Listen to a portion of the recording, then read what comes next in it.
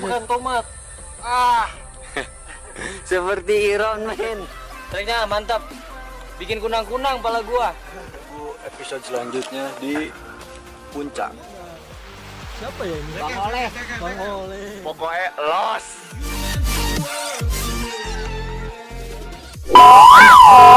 Oke, kembali lagi bersama gua Wike. Gue Riki di tim 7 Satria Langit.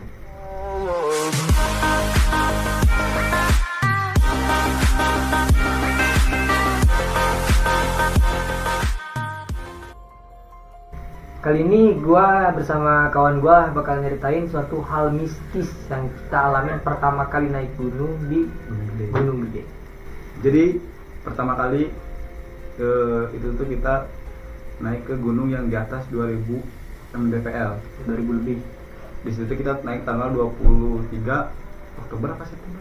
23 Oktober. Oktober. 23 Oktober. Oktober, dan kita tuh persiapan dari sebulan sebelumnya buat naik ke Gunung Gede itu kayak persiapan tas, jaket, semualah kita cari-cari informasi kan, karena pasti itu Gunung Gede masih ditutup dan katanya tanggal 23 itu dibuka di situ.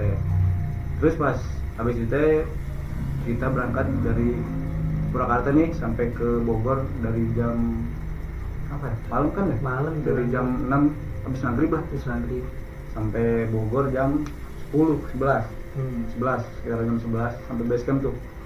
Di situ kita emang udah booking tempat kan, emang udah ada tempatnya lah, udah dari jauh juga udah di kontak kan si Amangnya tuh yang punya base camp. Iya. Pertama kali kita kan ke gunung yang di atas 2000 tuh.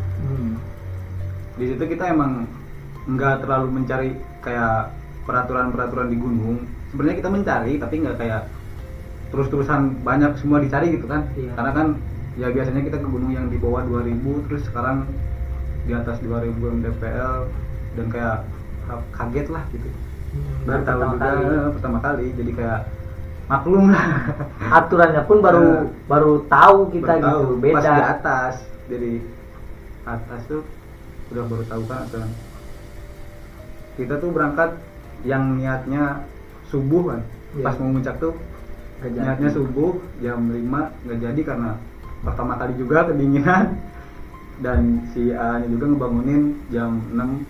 Kita persiapan semua alat-alat kita kayak sleeping bag, makanan semua dilihat lagi, dan naik itu sekitar jam 8, jam 7 jam 8 lah Jam 8. ke pos Simasi dulu. Di situ pas banget kan kita tuh kayak Nggak ada pas pemeriksaan. dibuka, nggak ada pemeriksaan, dan pemeriksaan. dibuka, emang pas dibuka banget Gunung Gede itu dari pandemi kan. Pas dibuka kayak langsung Simasi nggak ada, langsung naik gitu. Iya. Tapi si A nya udah katanya naik aja, nanti si A yang ngurus gitu kan. Kita naik tuh kayak jam berapa ya? Jam 7. Jam 7 kan dari base camp, sekitar jam 8 lah. Iya, Langsung jam ke atas. 8. Udah semua berdoa dulu, langsung naik ke Gunung Gede. Iya. Itu awal mula kita naik ke Gunung Gede. Dan waktu kita perjalanan naik, kita sedikit berbincang-bincang juga karena udah lihat di YouTube. Kita bro jangan berhenti di pos 2 dan 3 karena itu pos paling angker daerah Gunung Gede. Akhirnya kan Nggak disaranin lah. iya pos disaranin dua. kayak gitu. Akhirnya walaupun kita lelah, akhirnya kita maksakan terus naik. Kita sampai pos 3 tuh sekitar 3 jam setengah kan ya? Iya 3 jam. Emang nggak ada kendala tuh, dari pos 1 ke pos 3 tuh nggak ada kendala. Iya. Nggak ada hujan. Cuman nggak ada waktu apalah. di pos 3 kita kan disambut kabut itu tuh. di pos 3 tuh. Baru pertama kali lihat kabut sampai segitunya kan. Biasanya kita naik di gunung paling 1200 ke 1300. Ini yang di atas 2000 kan. Iya, kabutnya kan beda. Langsung disambut kabut tuh di pos 3 kayak tebal banget asli. Ya, kita berhenti berapa menit ya di sana ya? Karena takut juga Takut sih. juga. Baru pertama kali. Ke Gunung Gede. Ya, Begitu seru. kabut hilang, kita akhirnya meneruskan perjalanan. Di pos 4 kita dikasih hujan. Kita hujan di sana, jadi kita rehat dulu lah sedikit sama kawan-kawan, ngopi dulu, kita buat kopi di sana kan, makan dulu, kita ngisi perut karena kecapean. Begitu hujan reda, akhirnya kita berlanjut lagi melanjutkan perjalanan. ya memang kita pertama berangkat nih nggak ada hal-hal ganjil yang kita alami. Benar. Pokoknya kita sampai Surya Kencana itu jam berapa? Jam 2 apa jam 3 gitu. Kisaran 7 jam lah kita Iya, nanjak tuh sampai 7 jam. Surya Kencana tuh. Dan di situ cuman hujan doang paling, Iya, hujan hujan. gerimis, kabut, udah nggak ada kayak angin, nggak ada hal-hal yang ganjil lah di situ Pak. Jadi langsung kita lanjutkan perjalanan dari Surya Kencana, kita ngiriin camping. ke barat ya kan, ke Iya. barat dulu kan. Ke arah barat kita mendirikan camping. Kita di sana langsung dirikan tenda, semua persiapan kita keluarkan buat masak, makan apa kan, karena baru nyampe lelah badan kita. Pertama kali juga. Iya, pertama Jadi kayak kali soalnya kan. parah badan tuh.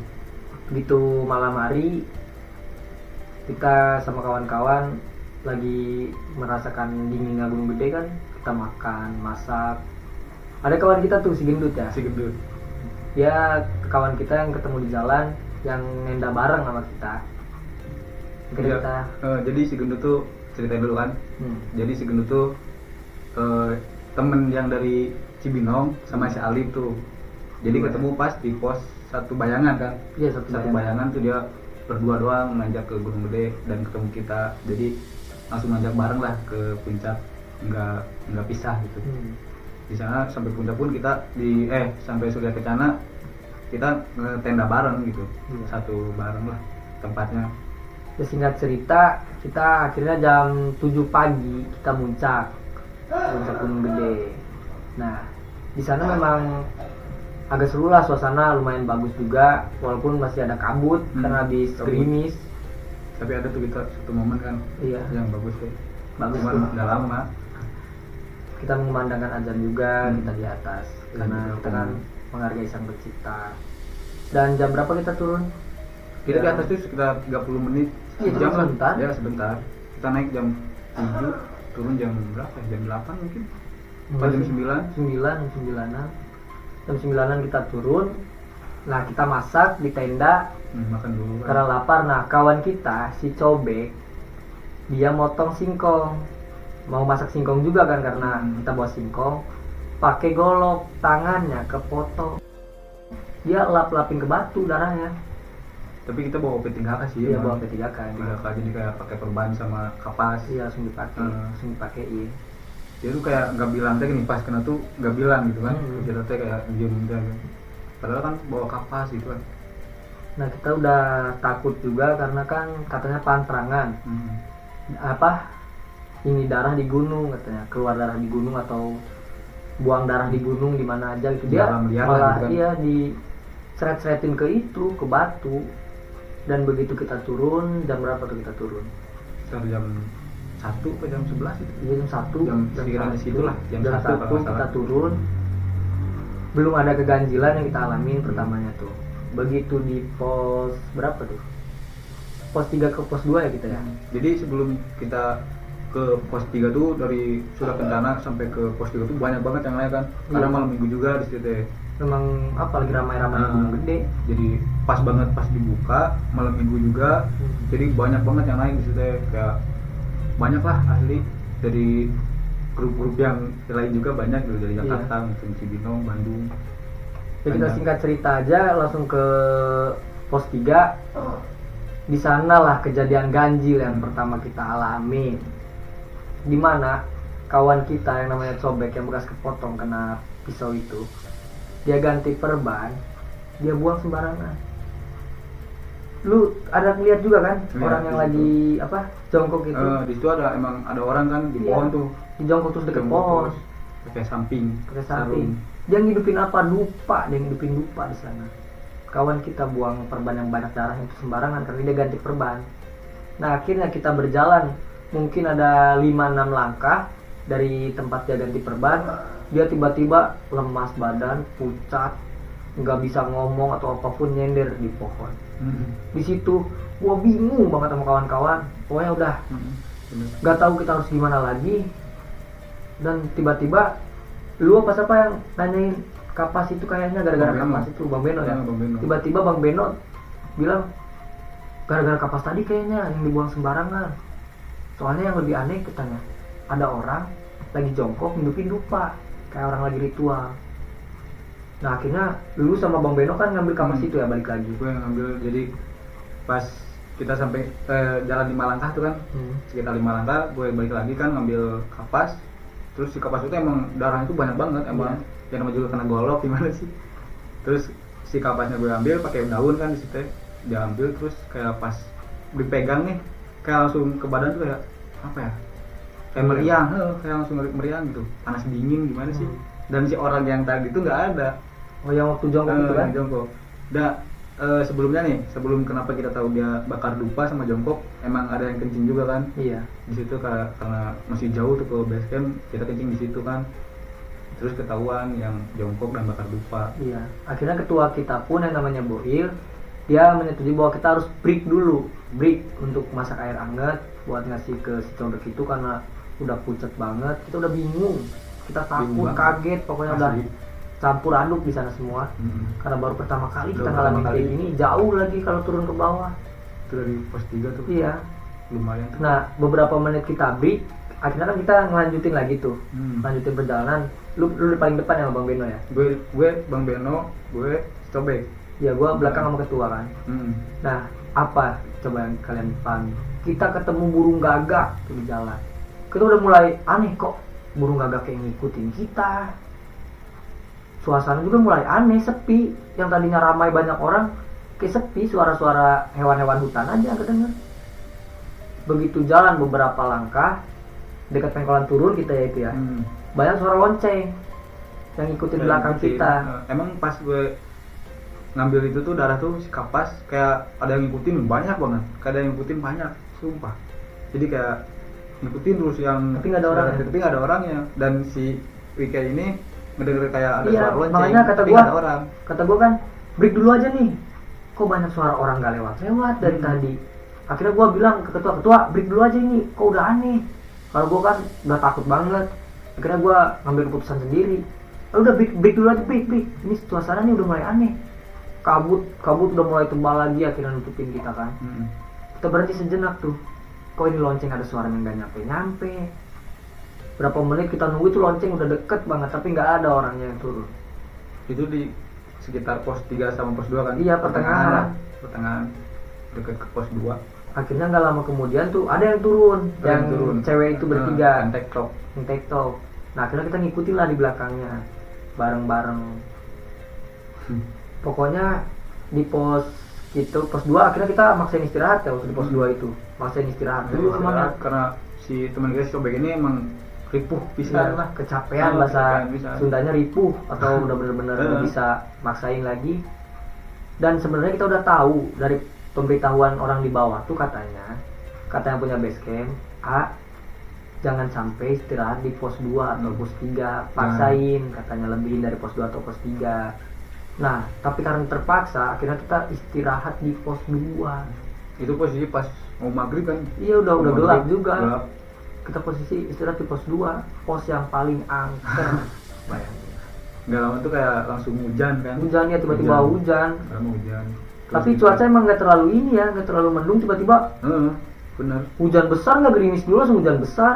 Akhirnya kita pakai jas hujan juga. Maksain turun kan gitu. Iya, maksain turun. Takut juga pertama kali. Banyak petir soalnya. Yang kita takutin. Nggak ada siapa-siapa kan? Iya, nggak ada siapa-siapa, cuma kita doang yang turun. Rombongan kita doang, jadi kita cuma berdelapan kan? Iya, maksain kita turun. Hujan gede banget, banyak petir tuh. Yang tadinya pas di pos 5 ke pos 3 tuh banyak banget yang naik. Sekarang di pos 2 ke pos 1 tuh nggak ada, kosong banget. Sepi. Itu benar-benar kosong. Akhirnya kita maksain turun. Dan kita sampai di base camp. Lalu kita sharing lah sama si bapak yang punya base camp. Pertama gua tanya, "Pak, kita tadi pas turun, kawan kita ini hampir pingsan, dia pada pingsan semua. Emang kenapa? Gara-gara kena golok, dia netesin darahnya ke batu."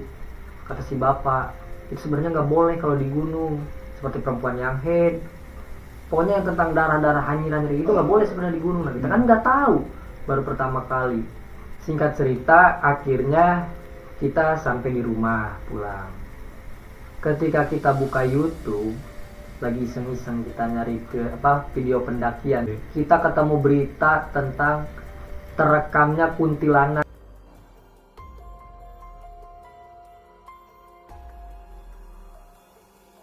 cowok kan Iya cowok yang lagi rekamnya. vlog Dia lagi vlog, tiba-tiba muncul anaknya nyender di balik pohon itu.